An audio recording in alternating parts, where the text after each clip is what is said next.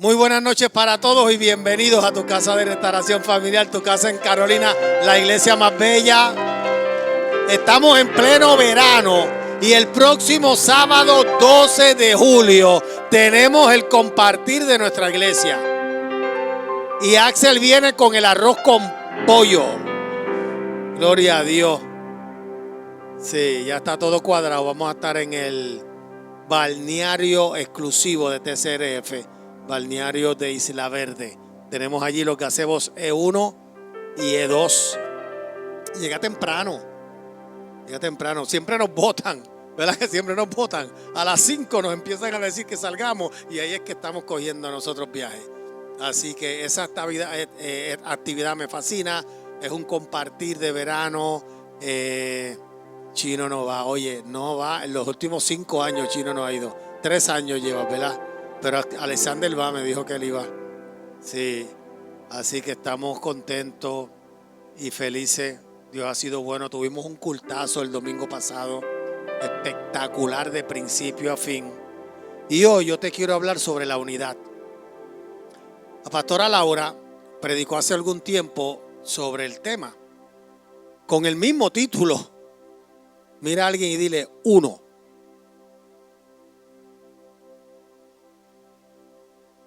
Para Dios, 1 más 1 más 1 ¿es cuánto? 1. Sigue siendo 1. Ve conmigo a Juan, Evangelio según San Juan, capítulo 1, verso 1. ¿Qué dice? En el principio era el verbo, y el verbo era con Dios, y el verbo era Dios. Lo desmenuzamos. Ok. El verbo es ¿qué? Singular. El verbo es ¿cuánto? Es singular, es 1. Era con Dios es ¿qué? Es plural. Era Dios es unidad. En el principio era el verbo singular.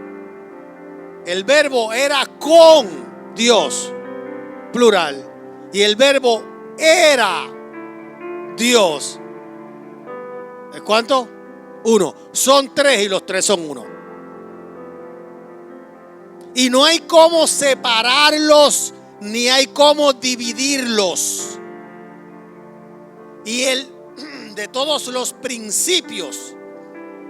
Mira, el reino de los cielos, cuando Jesucristo dijo, el reino de los cielos se ha acercado, trajo leyes y normas con el reino, que son diferentes a las leyes y a las normas naturales de la tierra. Y uno de los principios básicos, pero más poderosos que existen, es la unidad. Y eso fue lo que Satanás trató de hacer. Romper ¿con qué? Con la unidad. Porque en el cielo todo el mundo estaba unido hasta que él se llevó una tercera parte de los ángeles del cielo. Ahora quiero comenzar hablando sobre la creación. Génesis 1:25 dice: entonces dijo Dios, hagamos al hombre a nuestra imagen, conforme a nuestra semejanza, y señoreen en los peces del mar, en las aves de los cielos, en las bestias, en toda la tierra y en todo animal que se arrastra sobre la tierra. Y creó el sexto día al hombre a imagen y semejanza de él. ¿Y se llamó cómo? ¿Cómo se llamó? Adán. En hebreo Adán está relacionado con Adamá, que significa tierra, y con Dam, que significa sangre. Escucha. Así que Adán puede ser visto como el ser hecho de tierra y sangre. La sangre implica conciencia. No es solo sangre biológica, sino sangre consciente de su origen y propósito. Aquí Adán no es solo el primer hombre, sino el primer ser consciente, capaz de mirar al universo y ver su unidad. Era uno con Dios. En muchas tradiciones espirituales, como los cabalistas, los sufíes, los gnósticos y aún los indígenas, la unidad del universo es la idea de que todo está interconectado. Y es verdad, todo está interconectado. Adán, como arquitecto del ser humano, representa a aquel que reconoce que no está separado de Dios, el creador del cosmos, sino que es parte integral de Él. Y eso Adán lo sabía. Juan capítulo 15, verso 5 dice: yo soy la vid, vosotros los pámpanos. El que permanece en mí y yo en él, este lleva mucho fruto, porque separados de mí nada podéis hacer. ¿Qué significa esto?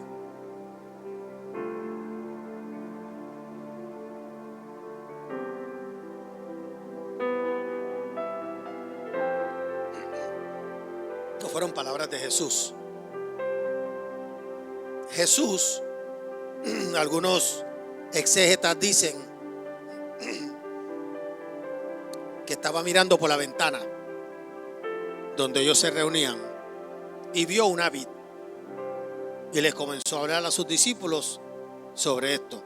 Otros dicen que él había bajado del monte de los olivos junto con sus discípulos y se paró frente al templo, el templo de Salomón reconstruido, y tiene una vid dorada en el centro, en la entrada, y que allí fue donde él comenzó a hablarles de esto, porque la vid tipifica a Israel. Ahora, ¿qué significa que separados de él nada podemos hacer? El hombre es parte vital de Dios, y esta frase, nada podéis hacer, no se trata solo de hacer, sino de ser. Se trata de sustento, no solo de obras. Se trata de sostener, se trata de respirar, se trata de amar, se trata de existir. Jesús lo que les estaba diciendo es: sin mí ustedes no pueden existir. Sin mí ustedes no pueden amar, no pueden respirar. No solamente hacer cosas, sin Cristo no podemos ser.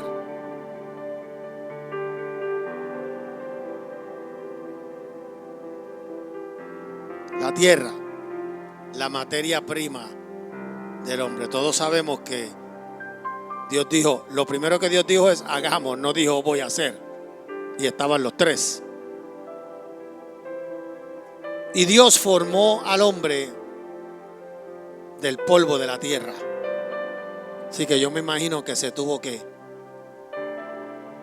arrodillar. Y esto es increíble, porque el cuerpo humano se compone de materiales y minerales que encontramos en la superficie de la tierra, no en el corazón de ella. Nosotros estamos hechos de lo que tú encuentras en la tierra arriba, en la superficie. El oxígeno, siendo el elemento más abundante en la faz de la tierra o en la tierra, arregla el 65% del cuerpo humano. Tu cuerpo es 65% oxígeno. Y el carbón, también abundante en el suelo superior de la tierra, es el 18%. Y el hidrógeno es el 10%. Y en total, los 59 elementos encontrados en el cuerpo humano son todos encontrados en la faz de la tierra. No es que alguien se inventó esto es la verdad. Dios nos formó del polvo. Y los elementos que hay en el polvo son los elementos que están en nuestro cuerpo. Ve a un naturópata a ver qué te dice. Si vas al médico convencional te va a dar una pastilla, un fármaco. Y si vas a la medicina natural, ¿qué te va a decir que tomes? ¿Ah? Cosas como qué. Cosas naturales como qué. Planta. ¿Qué se supone que tú tomes? ¿Qué te dicen que tomes por la noche? Antes de acostarte. Necesito. ¿Y que tomes qué? Magnesio. ¿No te lo han dicho? ¿Magnesio es qué? Es buenísimo. Okay. ¿Y que lo mezcles con qué más? ¿Ah? Con potasio. ¿De qué están hechas las vitaminas, las multivitaminas? ¿Qué tienen? Zinc.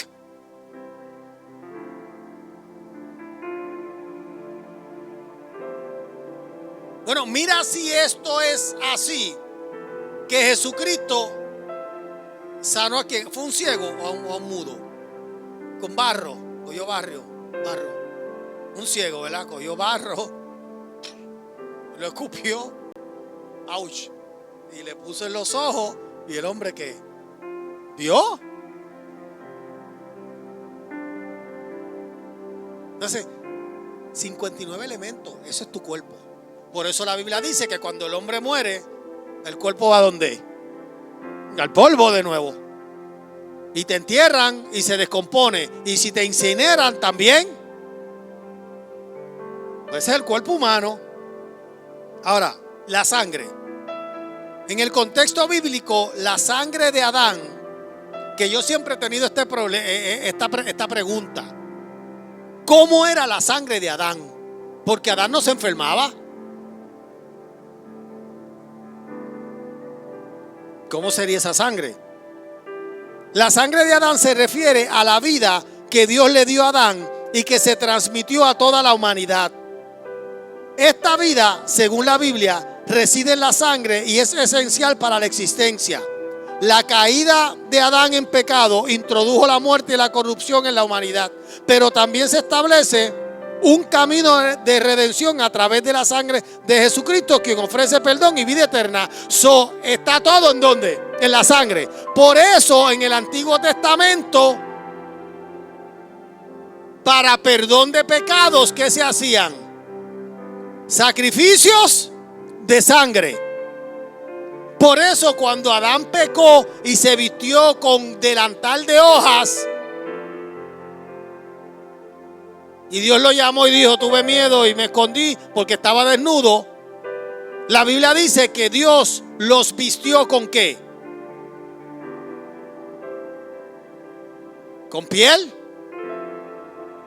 Así que ese fue el primer sacrificio, porque para ponerte una piel de animal tienen que primero matar al animal. Y la Biblia dice que sin sangre no hay remisión de pecado.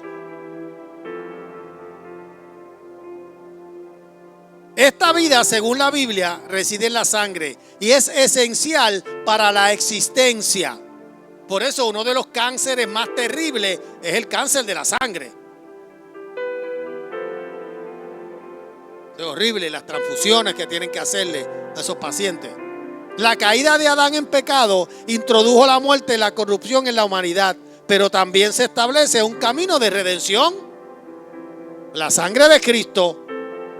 Nosotros no tenemos a veces idea del poder de la sangre.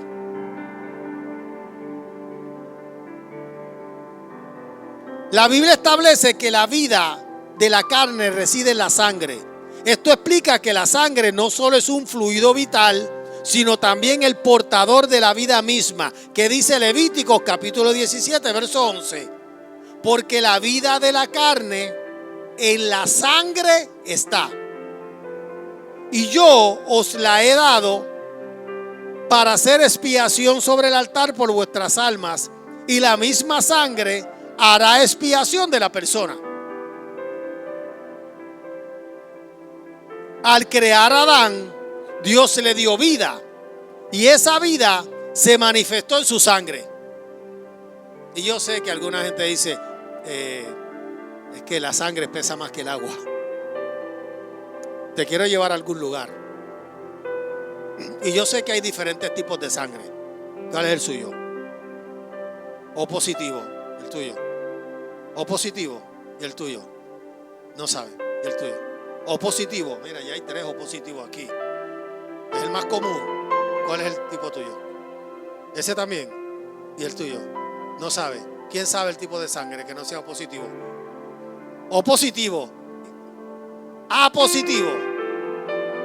Ese es raro. Ok, entonces, mira.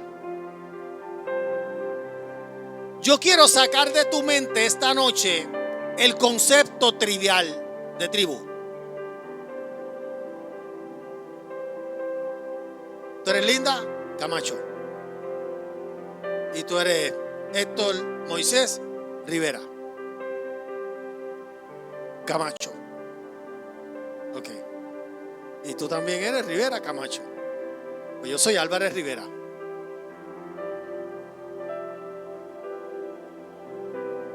¿Cuál es el tuyo? Santiago. El tuyo es Santiago también, pero no son familia. Son familia, sí. Y el tuyo es Santiago y el de él es Rivera y no son familia. Pues sí, son familia. Y ese es el problema. El problema es que no logramos entender que Eva es la madre de todos y Adán es el papá de todos. Y aún al final de cuentas, tú y yo, aunque tengamos apellidos tribales diferentes, somos familia igual.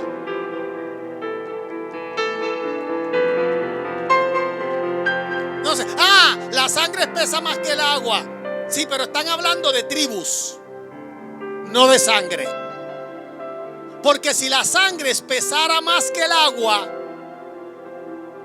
tú me considerarías a mí tu familia. Aunque yo sea Álvarez y tú Rivera.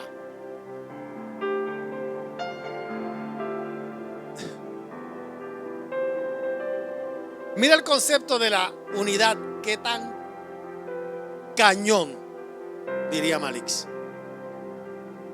Piensa en la creación del hombre. La Biblia dice varón, ok, ¿y qué? Y hembra. ¿Qué tú ves cuando yo digo ese concepto? ¿Qué tú ves? ¿Qué tú ves inmediatamente? Varón y hembra, ¿qué tú ves? A dos. Eso es incorrecto. Cuando Dios creó la humanidad, varón y hembra los creó. ¿Por qué? Porque Eva estaba dentro. ¿O no lo puso a dormir un sueño profundo y sacó de su costilla a la mujer? Pues ¿dónde estaba la mujer primero cuando Dios lo creó del polvo de la tierra? ¿Dónde estaba ella? Adentro. Dios nunca creó dos, siempre creó uno. Por eso el hombre dejará a su padre y a su madre y se unirá a su mujer y juntos serán una sola carne. No un solo espíritu, una sola carne. ¿Por qué dice carne y no dice alma? ¿Por qué dice carne y no dice espíritu?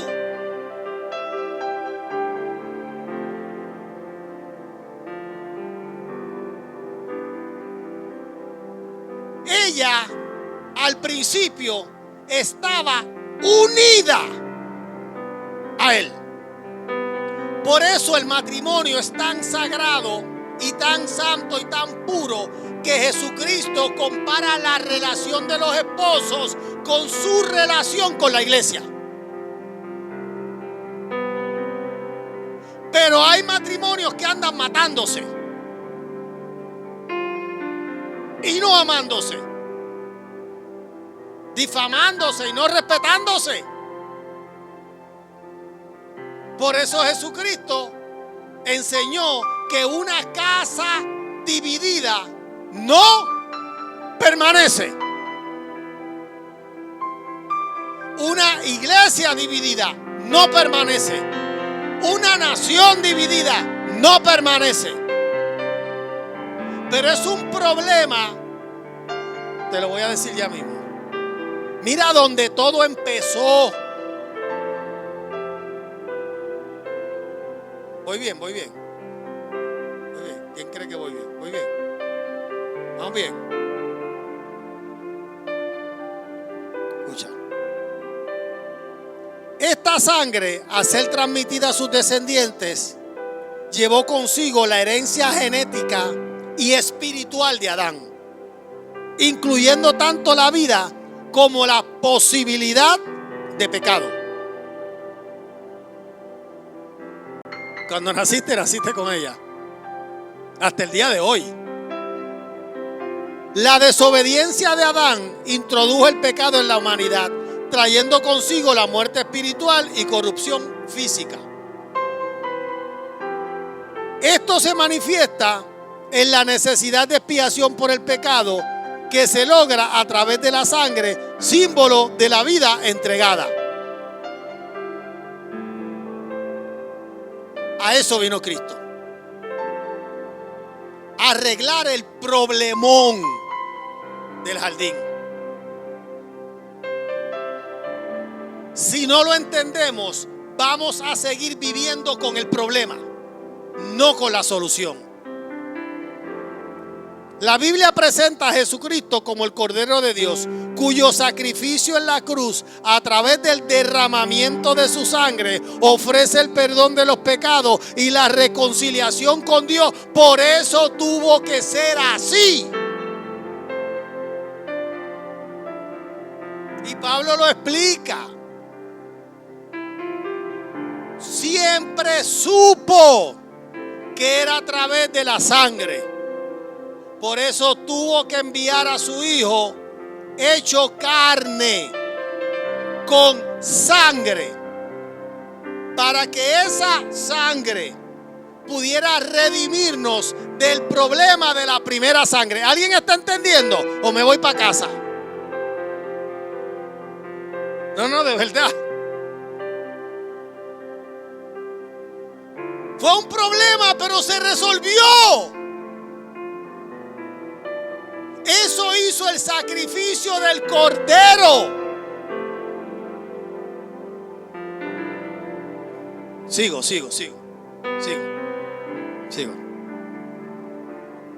Escucha. La sangre de Cristo actúa como un blanqueador espiritual que limpia de pecado y ofrece la posibilidad de vida eterna a aquellos que creen en Él. En resumen, la sangre de Adán representa la vida que Dios dio a la humanidad, mientras que la sangre de Cristo simboliza el sacrificio redentor que ofrece la salvación y la vida eterna. Si yo fuera tú, aplaudía, de verdad.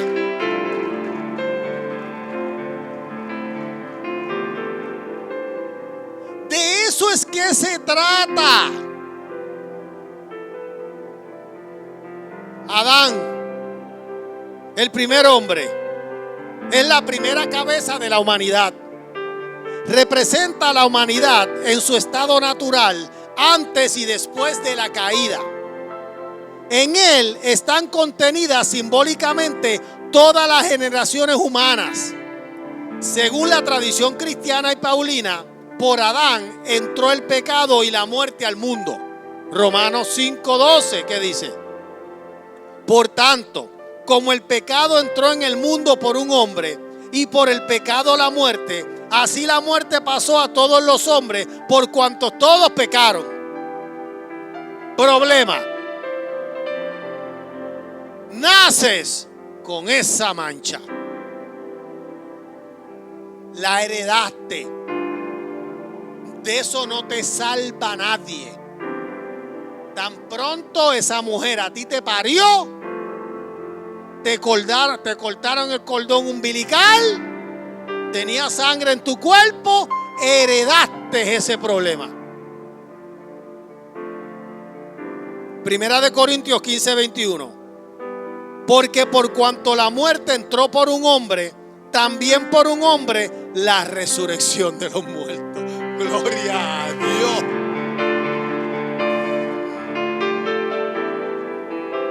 ¿Cuánta gente viven solo con el problema y no con la solución?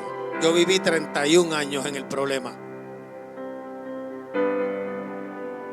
Condenado por la sangre de Adán. Hasta que conocí a Cristo. Adán es la cabeza de la vieja creación, del ser humano separado de Dios o inconsciente de su unidad.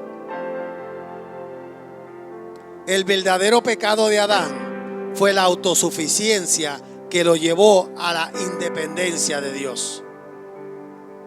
Su pecado provocó que su alma se fragmentara, lo que causó la ruptura de su conciencia. Eso pasó en el jardín. Él era una pieza sólida, una con Dios. Después del pecado, él por dentro se rompió.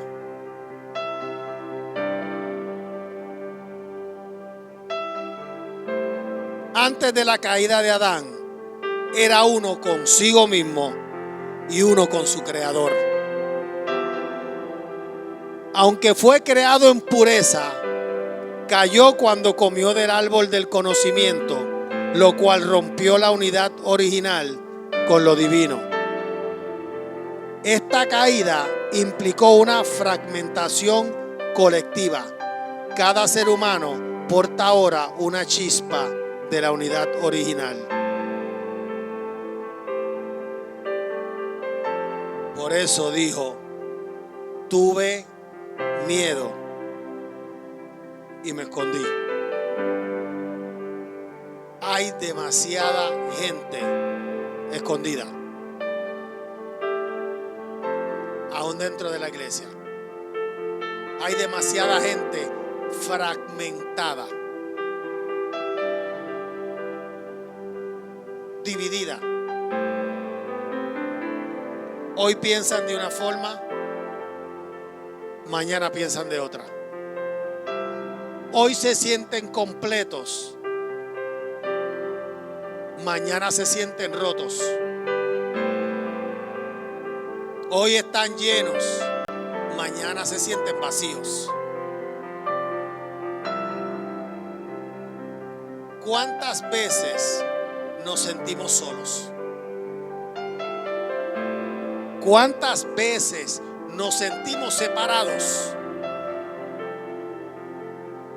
¿Cuántas veces lo sentimos a Él ausente de nuestra vida?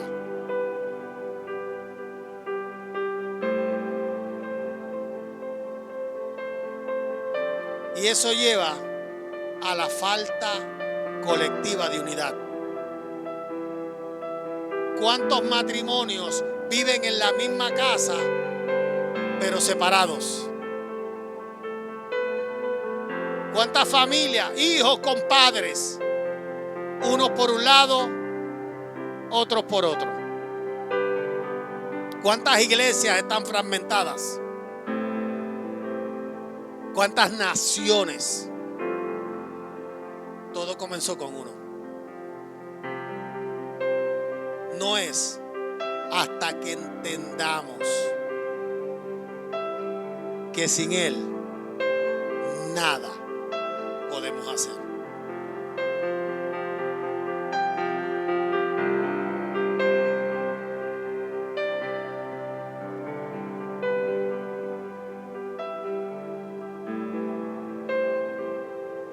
Pensamientos divididos. Ese era Adán. Cristo, por otro lado, el segundo Adán. Es la segunda cabeza, también llamado el último Adán. Mira lo que dice la primera carta escrita a los Corintios, capítulo 15, verso 45 al 49. Así también está escrito: fue hecho el primer Adán, el primer hombre, Adán, alma viviente, y el postrer Adán, espíritu vivificante. Mas lo espiritual no es primero, sino lo animal, luego lo espiritual. El primer hombre es de la tierra terrenal, el segundo hombre, que es el Señor, es del cielo. Cual el terrenal, tales también los terrenales, y cual es celestial, tales también los celestiales. Verso 49. Y así como hemos traído la imagen del terrenal, traeremos también la imagen del celestial.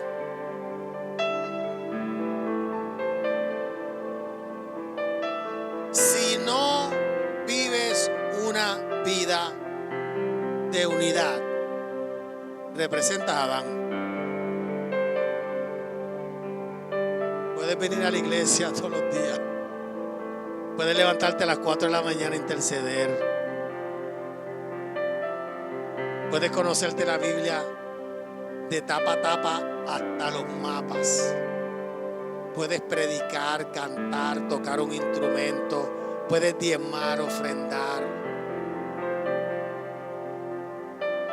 Si en tu vida no hay unidad, primero con Cristo, luego contigo y con los demás, representas a Adán, un hombre roto, fragmentado.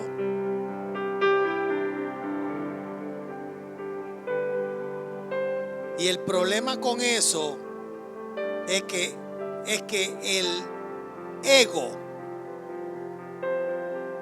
se enaltece y toma el control de tu vida. Y lo opuesto a la unidad es el egocentrismo. Y empiezas a mirarlo todo desde tu punto de vista. Quieres que todos a tu alrededor cambien. Quieres que todo en derredor sea diferente. Y el problema sigue estando dentro de ti. La Biblia dice que el que está en Cristo, un espíritu con Él es. Y el apóstol escribió: ¿quién me separará de ese amor? Prueba, tribulación, hambre, desnudez, peligro, espada. Y después dice: ni lo alto ni lo bajo, ni los ángeles, ni principados, ni nada creado podrá separarme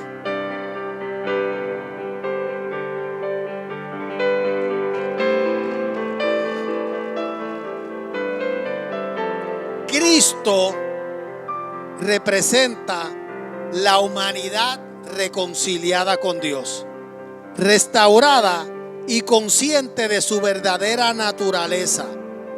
Es cabeza de una nueva creación, de una humanidad redimida que ha recuperado su conexión con la fuente divina.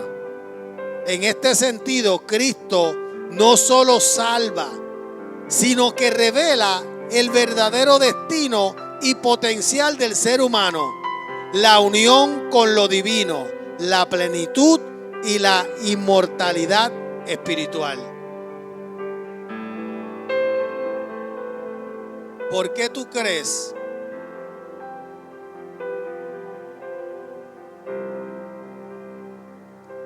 que Cristo, cuando estaba en la tierra, tenía tanta compasión por los hombres?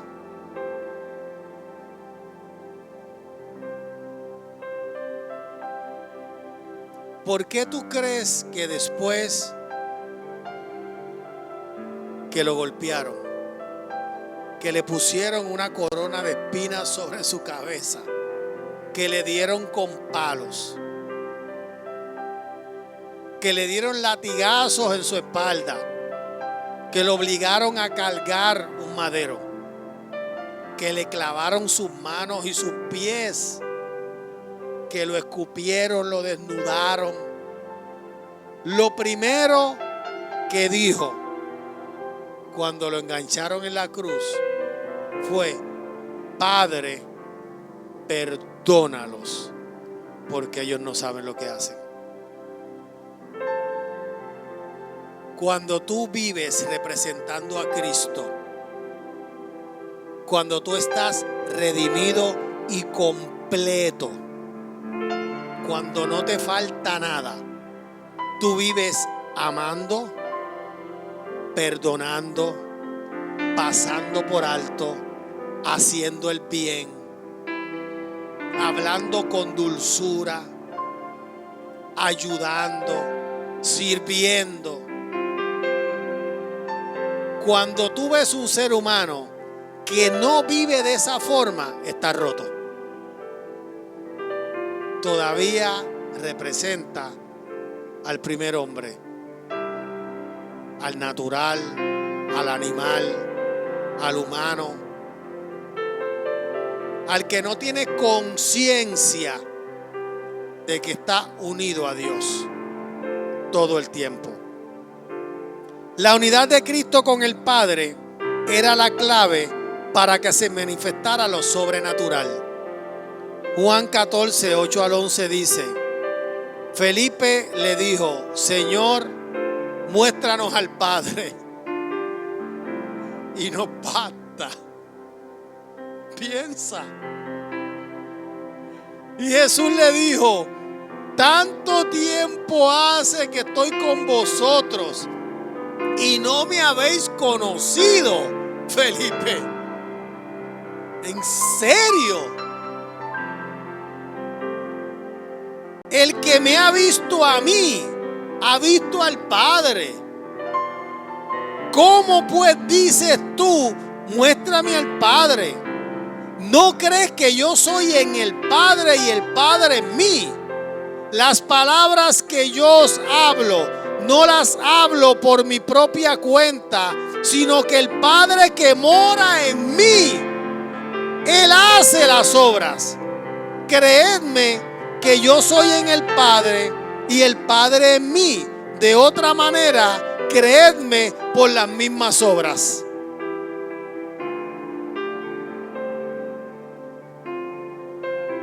Tenemos el potencial para provocar milagros. Jesucristo dijo: cosas mayores que estas vosotros haréis. ¿Por qué? Porque yo voy al Padre. Lo único que necesitamos es entender que estamos unidos a Él. Yo en el Padre y el Padre en mí. Y te pregunto, las cosas que tú hablas, ¿las escuchaste del Padre?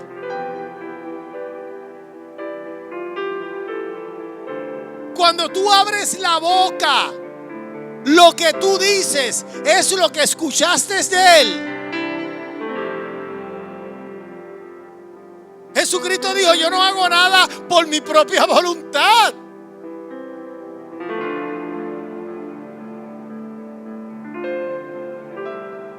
La Biblia dice que cuando Cristo venza aún el tercer enemigo, que es la muerte, cuando el Padre le entregue a Cristo todo gobierno, toda autoridad, todo poder, todo reino, dice que Él, Cristo, junto con todo lo que el Padre le entregó, se entregará al Padre para que Dios sea todo en todos.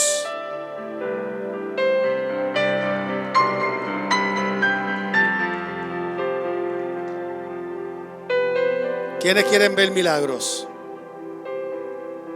Aquí en esta casa. ¿Quiénes quieren que, mire hermano, que nos traigan un muerto para velarlo y que impongamos las manos y se levante y adore a Dios con nosotros? ¿O tú crees que eso es imposible?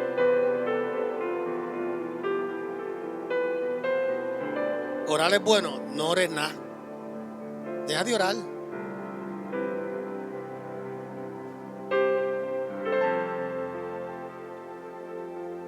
Escúchame. No lo quise decir así.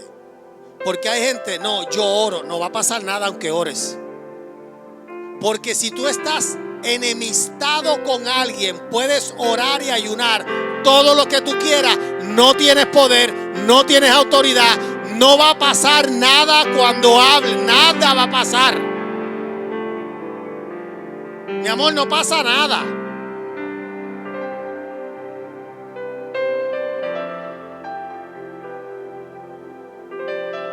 En el libro de los Hechos pasó algo. No estoy diciendo que no ores. Ora por unidad de aquí hasta que Cristo venga. No ores por nada más. Ora para que un día suceda aquí lo que sucedió en el aposento alto. Pero había una condición. La Biblia dice que estaban todos unánimes en oración. Porque puedes orar, pero si estás roto, si estás dividido, si estás con prejuicio, si estás enemistado, si en tu vida hay ira, hay contienda, no va a pasar nada. Ponte sobre tus pies.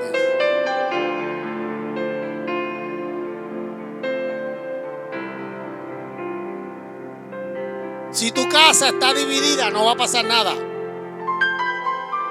Si tu familia está dividida, no va a pasar nada.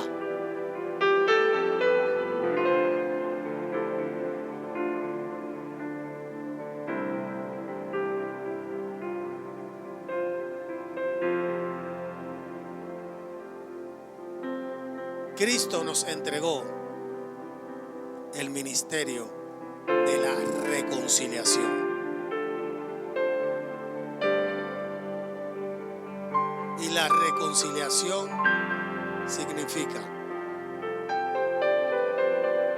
que dejemos la mentalidad de Adán.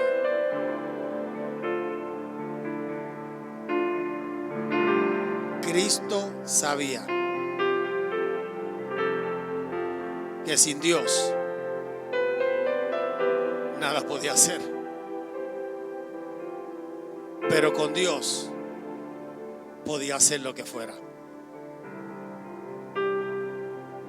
Sin Cristo nada podemos hacer. La sangre de Cristo nos une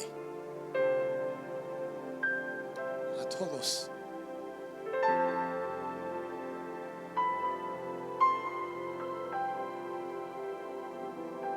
Hay un solo Dios, un solo Espíritu,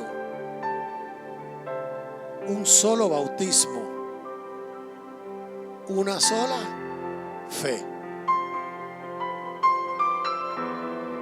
Uno. Dilo conmigo. Uno. Tú y yo tenemos que ser uno. Unidad en la diversidad. No tenemos que pensar igual. Tú puedes tener tu manera de pensar. Yo no tengo que estar en contra de tu manera de pensar.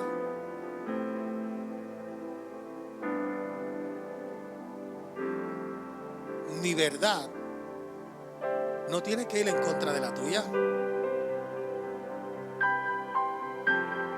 Tú tienes tu verdad. Yo tengo mi verdad. Tú piensas de una forma, yo pienso de otra. Yo no estoy hablando de eso. Pero yo puedo escuchar tu verdad. Y te puedo decir, aunque yo no pienso de esa forma, pero es como tú piensas. Yo puedo vivir con la manera tuya de pensar y con la manera tuya de actuar.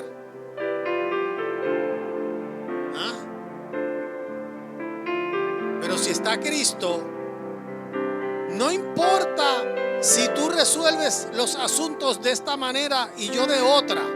Lo importante es que el asunto se resuelva.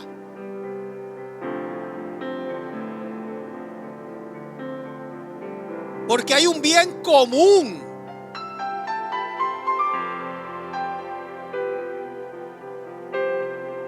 Hay espacio para la diferencia. No tenemos que ser iguales. Pero si está Cristo, aunque no seamos iguales, somos uno.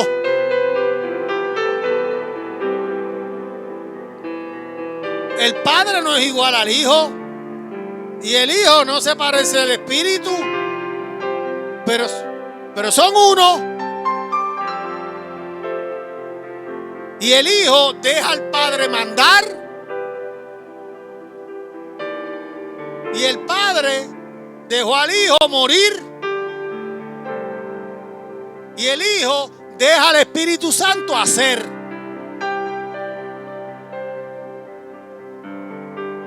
Y son uno.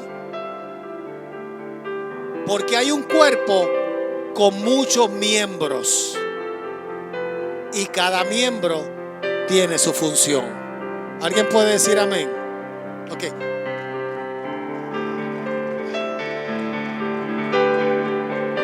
Alguien en esta noche quiere destronar al primer Adán y entronar en su vida a Cristo. Que sea Cristo de ahora en adelante el que gobierne nuestra vida. Vamos a repetir esta oración. Jesús, perdona mis pecados. Lávame con tu sangre y escribe mi nombre en el libro de la vida. Hoy yo te acepto y te confieso como mi único y exclusivo Salvador. Espíritu Santo, ven a morar en mí en el nombre de Jesús.